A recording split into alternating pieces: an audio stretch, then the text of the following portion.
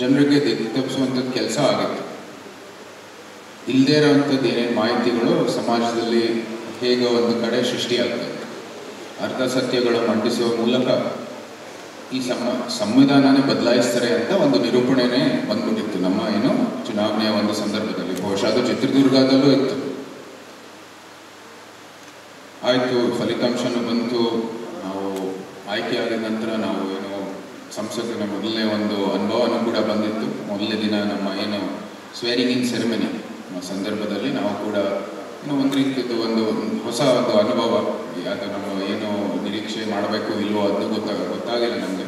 ಅಂದರೆ ನಮ್ಮ ಒಂದು ಕಡೆಯಿಂದ ನೋಡಿ ನಮ್ಮ ವಿರುದ್ಧ ನಿಂತಿರುವಂಥದ್ದು ಏನು ಪಕ್ಷಗಳಿದ್ದಾವೆ ಎಲ್ಲರೂ ಸಹ ಈ ಒಂದು ಸಂವಿಧಾನದ ಒಂದು ಪುಸ್ತಕ ಇಟ್ಕೊಂಡು ಸಂಸತ್ತೊಳಗೆ ಬಂದರು. ಅಂದರೆ ಅವರೇ ಸಂವಿಧಾನದ ಒಂದು ರಕ್ಷಣೆ ಮಾಡೋರು ಆ ಒಂದು ಪಕ್ಷಗಳು ಈ ನಿಟ್ಟಿನಲ್ಲಿ ಅವರು ಈ ಸಂಸತ್ತಿಗೆ ಬಂದಿದ್ದಾರೆ. ಅದಕ್ಕಾಗಿ ಬಂದಿರುವಂಥದ್ದು ಒಂದು ನಿರೂಪಣೆಯನ್ನು ಕೂಡ ಅವರು ಎಲ್ಲ ತೋರಿಸಲಿಕ್ಕೆ ಪ್ರಯತ್ನ ಮಾಡ್ತಾ ಇದ್ದಾರೆ. ಬಹುಶಃ ಕೆಲವರು ಆ ಪ್ಲಾಸ್ಟಿಕ್ಗೆ ತೆಗ್ದಿರಲಿಲ್ಲ, ಅದು ಬೇರೆ ವಿಚಾರ ಬಿಡಿ. ಸಂವಿಧಾನ ಪುಸ್ತಕದಲ್ಲಿ ಪ್ಲಾಸ್ಟಿಕ್ಗೆ ತೆಗ್ದಿರಲಿಲ್ಲ, ಅದು ಬೇರೆ ವಿಚಾರ.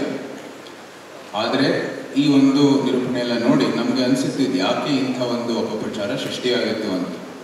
ನಮ್ಮ ಪಕ್ಷದಲ್ಲಿ ಅಧಿಕೃತವಾಗಿ ಯಾವುದೇ ರೀತಿಯ ಈ ಒಂದು ನಿಲುವು ಎಲ್ಲೂ ಕೂಡ ಅವರು ಘೋಷಣೆ ಮಾಡಿರಲಿಲ್ಲ. ನಾವು ಯಾರೂ ಸಹ ಇಂಥ ಒಂದು ಭಾವನೆಯನ್ನು ವ್ಯಕ್ತಪಡಿಸಿರಲಿಲ್ಲ. ಆದರೂ ಸಹ ಇಂಥ ಒಂದು ಅಪಪ್ರಚಾರ ಇಡೀ ಕನ್ಯಾಕುಮಾರಿಯಿಂದ ಕಾಶ್ಮೀರವರೆಗೂ ನಡೀತಾ ಇತ್ತು.